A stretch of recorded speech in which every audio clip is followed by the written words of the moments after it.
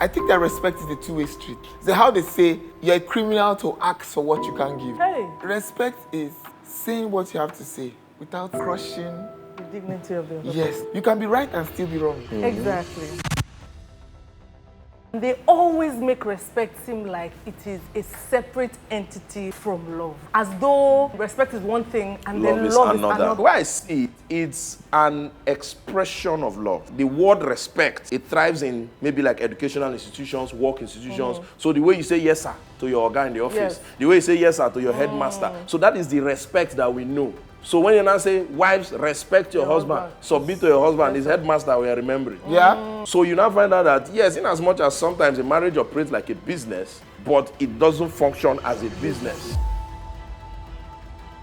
What does love mean to you? To you. Yep. You know, you can actually love somebody in the best way that you know how to love and still love them wrongly. Oh, very correct. A pastor at the time, there was something he said, until today is a guiding thing. He said the success of any marriage is that one person is bowing for the other at every point in time. Not the woman, not the man, but one person has to offer. Because if the two people knack chest, keep for ground. Marriage don't scatter. Women, like, they're just going and looking for faults. But we are not. Like, why you still in the couch? Okay, my own is to scatter it. Everybody has division of labor. My own is to scatter it. Your own is to arrange it. Wow. Four planted, Apollo's water.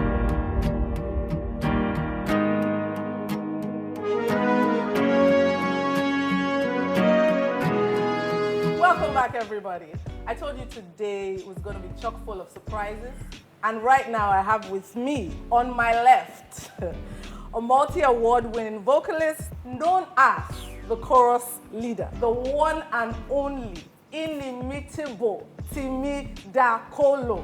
And on my right, we have a thespian, a Nigerian comedian, actor, and entertainment entrepreneur. Please welcome with me the amazing, the humorous, the articulate Dan the Humorous. Welcome, sirs. Thank you, ma'am. Thank you so much for being here with me today. The gist today is about respect. Gang. To me, I don't like it. Gang. Now, you know, I mean, we've heard it said over and over and over and over again that more than love, what men crave is respect. So I'm going to need you both to answer the question one after the other, and whoever is going to go first should go first.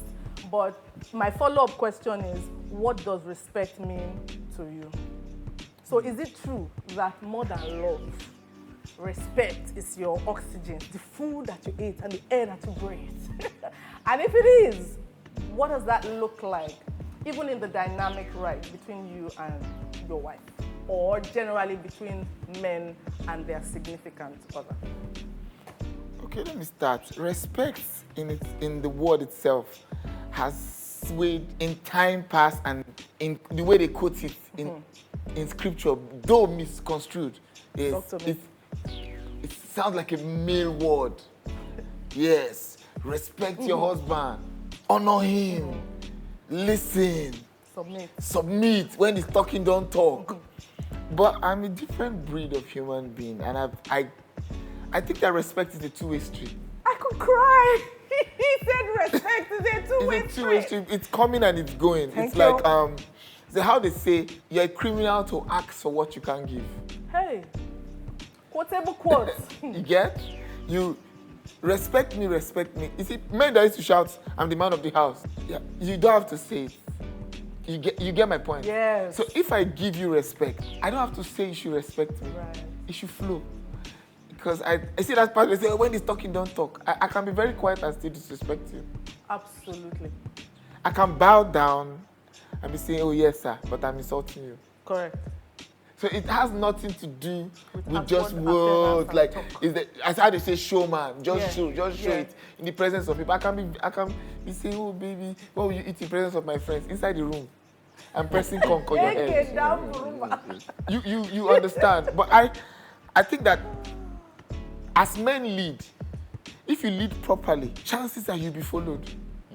I love the sound of that, but you see, just pardon my ignorance. What does that mean when you say as men lead? So as a man, as you lead, what does that look like? Basically, in an African setting, is that the man is that guy. Culturally, everybody listens when he talks. But you can be talking and nobody's listening. You can actually be screaming, "Why is my food not ready?" Nobody's answering you. It's in the little details. Like they say, it's in the little details of how you do. Like I have children, yeah?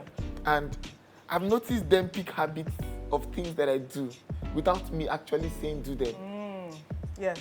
That's leading. Yes. They know in their head that once it's 10 o'clock, what are you doing awake? They know that no matter where daddy is, daddy will come home. It is the unspoken truth. So my children have the right to ask me, "Daddy, why you come back by this time?" Then I would explain why I came back by this. Yes, I have to explain why I'm coming back. Are you an African? Yes, see, our fathers did some things that, to them at that point, with their limited knowledge, it was the only truth they knew. Correct. Because somebody taught them that this is the truth. Very true. So, see how when our parents came, we ran away. So I'm asking that, was that love or was that fear? It's fear. Full stop.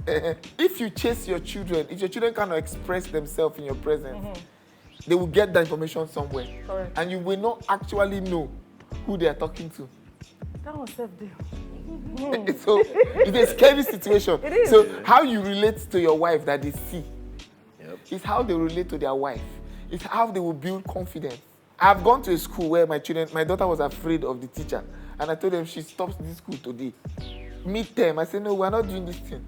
You see how when I'm picking, they talk like this? It takes a conscious effort to mommy to want to do that. Correct. Yes, because if she goes out in the world and does not have confidence, no matter how much education she has, she's a timid, fearful, low self-esteem, beautiful woman.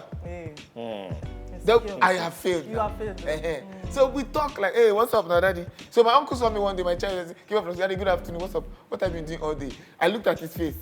He's shocked. Like your son, your child is asking you, "What's up?" Give you a high five. High five. What's up? In what universe? But again, this generation that is following us, they know they send us. They know they're a different generation from us. Correct. So as you are leading them to a world that is totally different from the world that we grew up in. So we have to adapt. No, we have to see. You know that it's from my daughter I learned clocking. I heard that. I didn't know what that thing is like. 1 month ago, I didn't know that there was a thing like, wow. Hey, daddy. I said, what's this? You have to be in their system. There's social media to teach them plenty of things. So even in the wife and husband relationship, I chat, hey, when anybody talk to me, I say, where's my girlfriend? Fine girl. Sweet girl. Because she is. Yes. I mean. No, like you do all those things in leading. Yeah. So I would tell them in their presence, like, you must treat people with respect. Zoe is younger than you, but you still have to talk to her with respect. Correct. She's still a person. She still has emotions. Correct.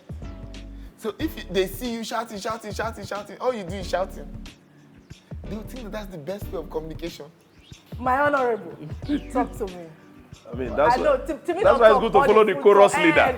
Because he has sang the chorus. I said the bridge and the verse. Let's do the bridge. Okay, so, he brought everything right out of the bat. First of all, my grandmother always used to tell me, and that thing stayed in my head, respect is reciprocal. Respect is reciprocal. Exactly. In fact, we used to joke about it and say, respect is reciprocal. So we know that respect can be, like you said, two-way street, or as long as the number of the participants that are in that particular respect circle, everybody hold their street. Now, the responsibility of everybody owning their own lane in that so-called respect circle is the responsibility of each person manning that lane. So you don't necessarily have to give back what you're giving, unless maybe on very peculiar circumstances or maybe life-threatening. So you see some people say, I did this because they did this. Aura for aura. Aura for aura. Sometimes your aura has to still stay. Just like he said, because they've made respect look like it's one kind thing. But the way I see it, it's an expression of love. I've had this conversation with countless people, and they always make respect seem like it is a separate entity from love. As though respect is one thing and then love is another. It's just a case of, will I say, maybe semantics on one side, but also specifically assignment of roles, particularly when we're talking about marriage. So that part of the Bible that says, husband, love your wife. Right. Now say, husband, submit to your wife. So that's where they get what you said from. That see now, they say, husband, love. Wife, you submit. But down the but road, when you you look submit at one to another. yeah, but when you Another even look at both the submission And and both the love They're the same and the provisos that follow it in that same chapter or the following chapter, you see that all is just to express love. But because the love of the man, as he said, is now sort of as Christ loved the church, who gave himself, and it's talking about selflessness, sacrificing, and all of that, leadership, and all of that. That is how the man is expressing his love.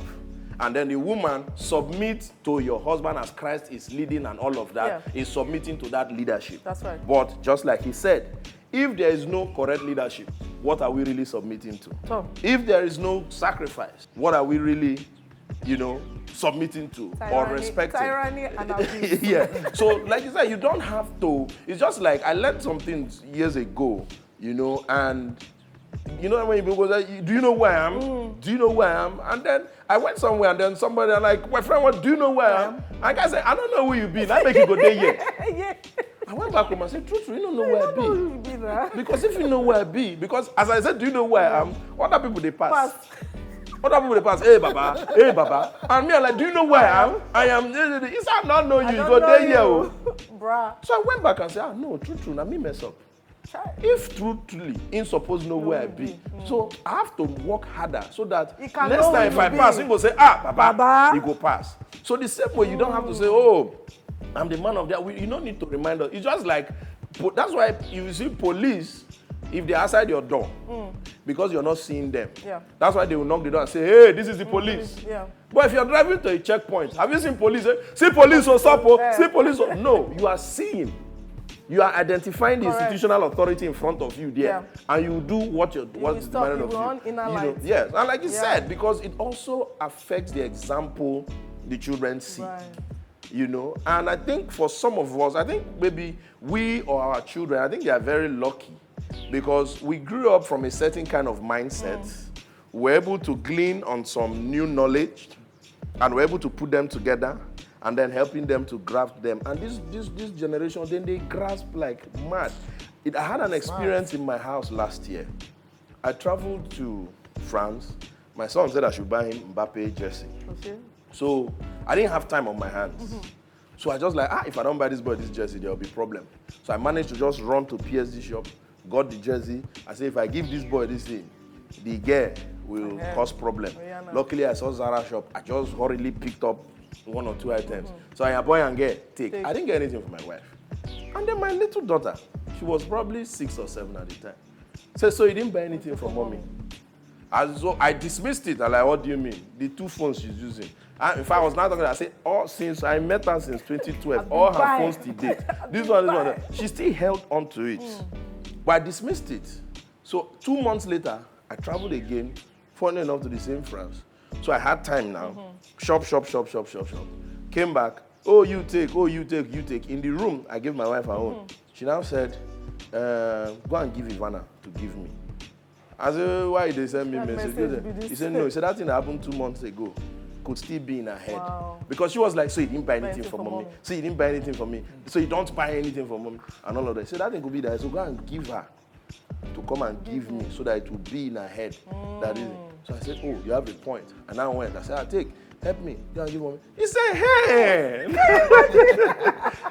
So but that taught me something that you think a lot of, because people, we grew up with our parents having certain assumptions. Go ahead. Because that was me now saying that, where were you when I've been taking care of this woman over 10 years? And this small thing, do you even know my schedule? Yeah, you should even be happy you managed to see this Zara top, right? But we always want to teach people from our own perspective. There is a general perspective that there's a general pot everybody should come and eat from. Everybody can't eat from your plate. Your own pot. So because where people get that respect from, because the word respect, it thrives in maybe like educational institutions, work institutions. So the way you say yes sir to your guy in the office, the way you say yes sir to your headmaster. So that is the respect that we know.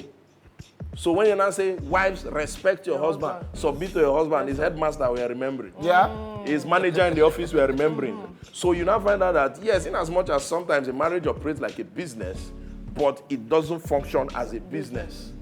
So when somebody, I know some people say, you don't talk when you talk. Like you said, people can, they will tell you yes, sir. But what matters is inside. Yes, sir, but in their mind, yes, idiot. It's not in the bowing down. It's not in the bowing down. And there's something I wanted to add, yeah?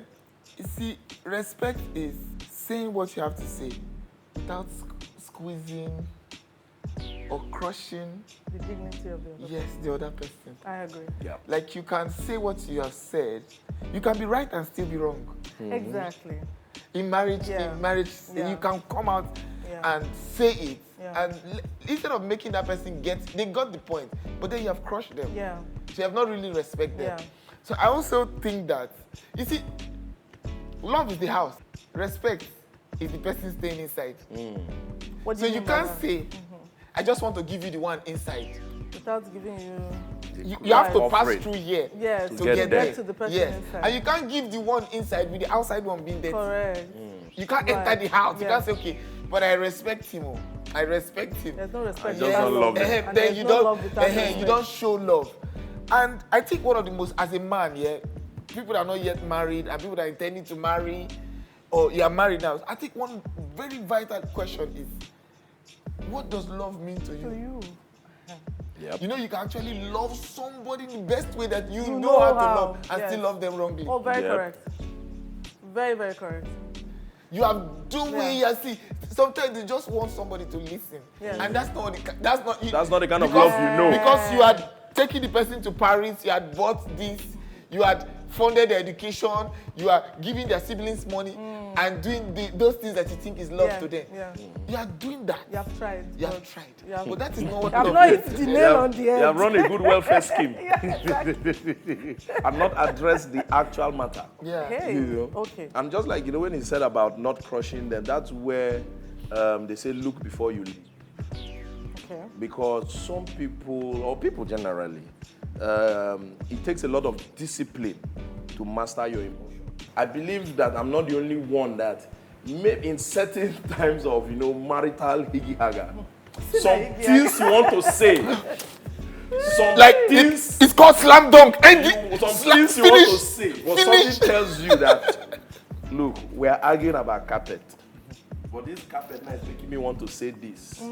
If I say this, when they judge this matter, they're not going to believe in a carpet. So calm down. Breathe. Let's go back to this carpet. So, there's always those heated moments. Because, again, we are different human beings. We come from different, backgrounds, family-wise, culturally, exposure, socially, and otherwise. So there are times where this perspective and this perspective do not, align. Correct. And for one reason or the other, arguments can ensue, tempers and emotions can be heavily flared up. And this is where the leadership of the man comes in.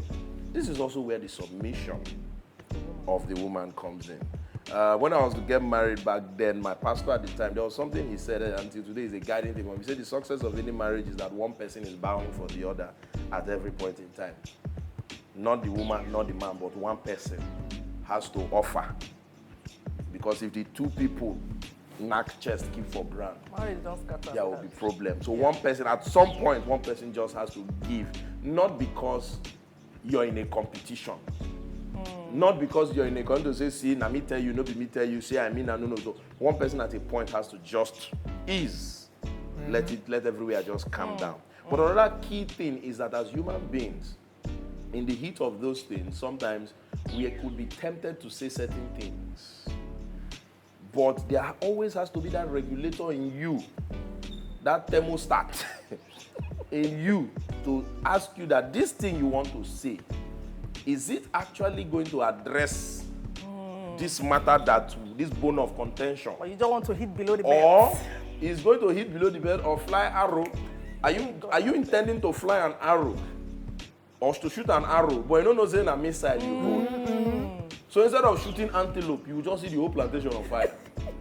And then before you know, by the time you're not looking at what you're looking at, you now find out that Like there's an argument I had with my wife. I told her much later when everywhere was calm. And she said, you get love so you don't talk that kind of thing. Because we are arguing about money. And in all of that argument, the way he was doing me that time, I wanted to tell her something about money. Anyway, I told her so I can say it now. I want to tell her, say, you are arguing like this because you've not seen this type of money in your life. Wow. You really get lost. Why am I still pitying for you? So why are you saying it in public? No, what am I saying? Yeah. That's even when I don't do it. Yeah. But I was something that said, if you talk this thing, because what was the argument? I want to spend for this. No, don't spend. I want to spend. No, don't spend. It's too much. I want to spend. And it was hit. So when she was the voice of reason, right? She was the don't spend. So to speak. My soul sister. Yeah. But you know, the funny thing is, at some point, I now still convinced her on spending. No, but it was just that, like, say, look at why we want to spend that. You know, they see I'm like this is it. But something like, okay, calm down. Let everybody take a break. Everybody take 5. And see, not verse 2. See why. See. At some point, somebody will be settled. Say, why you not talk like this before now? See that how you said, because it was also presented in the wrong way. So that's what he was saying. Yes. Yeah. So, but if you don't master your emotions, because that's why I learned that in myself. I said, don't tell us, wait, how much will this thing when you don't even talk? So now because you never even see better money since time making this. I say, oh boy, if you say this thing, wait. Well, you don't sleep on the couch. Yeah. Okay. If you sleep on the couch, you're no good. I thought they see you 2 slices of bread and 1 million. 2 slices of bread and 1 million. Because you find out that when you look at most crises and everything, you now find out that what even caused the problem is not that problem that happened. It was what somebody said in the heat of this thing. And then it gets to, because if husband and wife is arguing on, oh, black carpet, red carpet, black carpet, red carpet. And then all it takes to one person is that, oh, it's because you didn't grow up in a Ajebo house that had carpet. Sure. So from carpet now, you have insulted the family. Yes. You don't talk say my papa na poor man. You don't talk say this thing. You don't many things. You can't be in control of that person's interpretation. You know, like our pastor will say, you're responsible for what you are, responsible for what I said. So you might even just be saying that to just, buttress your point. But how it has been interpreted, you can't control you have missed the whole point. Okay, so my question now is, right, because we're talking emotions. And the general narrative, correct me if I'm wrong, is that men are logical and analytical, but women are emotional. I don't think so. Okay, thank you. I don't think so. Somebody sat down and told us that lie. Yeah. And that's what I think it is. The reason why certain things pain men and they say certain things because they're emotional. Exactly. Yes. And it is that same men are logical and analytical and not emotional that has made men to hide emotions. Yes. Exactly. And then that women are emotional has made women to hide logic. Logic can be very, very manipulative. Yes. So before you know, they delve into what has been described or ascribed to them culturally. Yeah. Okay, because hold it. I was talking to the ladies earlier on, and there were certain things that they said, and I said, is this pretentious? They said, but it's not pretentiousness, it is wisdom. But there are some things that we call wisdom, or that somewhere at the back of my mind, honestly, I think we are being pretentious, we are being manipulative, because the environment does not exist sometimes for women to say exactly what we are thinking and articulate exactly how we are feeling. So we always have to go through the corners and find the right time.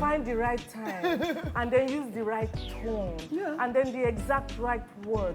But sometimes, it feels like you're walking on eggshells in a home where you should be free and relaxed.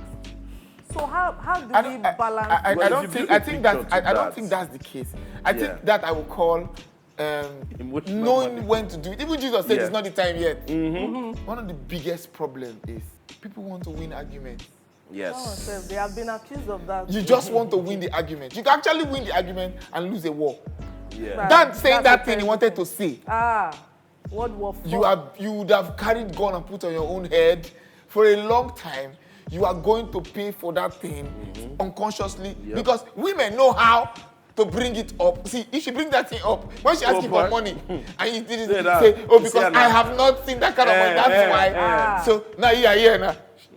You are paying 10 times. You have gone paying for something that you said that you shouldn't have said. There's a book called Ego is the Problem. Everybody wants to. Yes, everybody wants to say like this decision I'm making. But the fact is that we're coming from different backgrounds. Me and Busola were different people. In all honesty. I know. That you know, right? I don't see. So let me tell you how much I fear my wife when she's coming.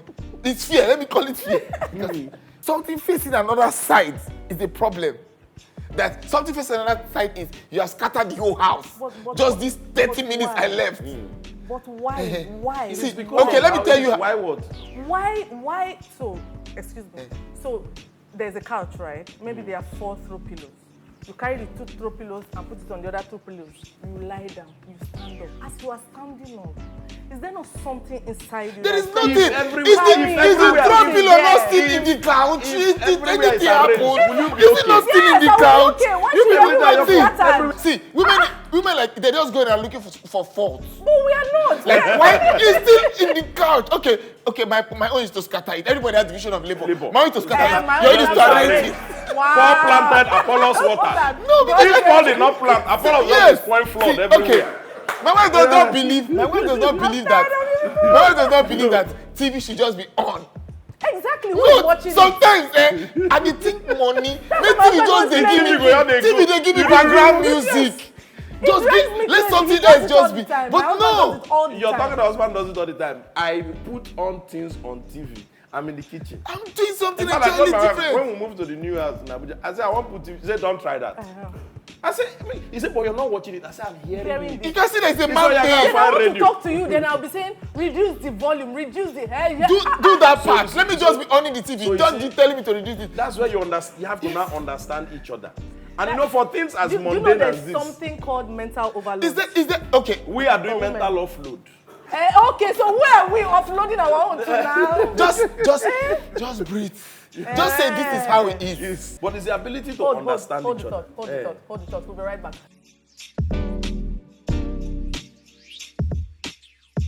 I hope that you have had as much fun as I've had, and more than the fun, I hope that you have been enlightened. I hope you've been inspired. I hope you've been educated. I hope you have been equipped with tools that will help you in your marriage, in your relationships, in understanding that men are not from Mars and women are not from Venus. At the end of the day, fundamentally at our core, both genders want to be loved. We just want to be loved and respected. How we want to be loved and respected, basically. Simple. And I just want to say thank you so much, Ify. Thank you so much, Timmy. You're welcome. Thank you so much, Brenda. And thank you so much, my honorable dad. Thank you for spending your afternoon with me. And I hope to have you back. And now we have come to the end of today's show. And boy, what a packed show it has been. I want to say a special thank you to all my guests, to Timmy Dakolo, to Dan the Humorous, to Ify Okafor, and to Brenda Uno. And of course, the magnificent Mera Owili. Until I come again next time, this is AYO Vincent signing off on the Undeniably AYO Vincent show. God bless you.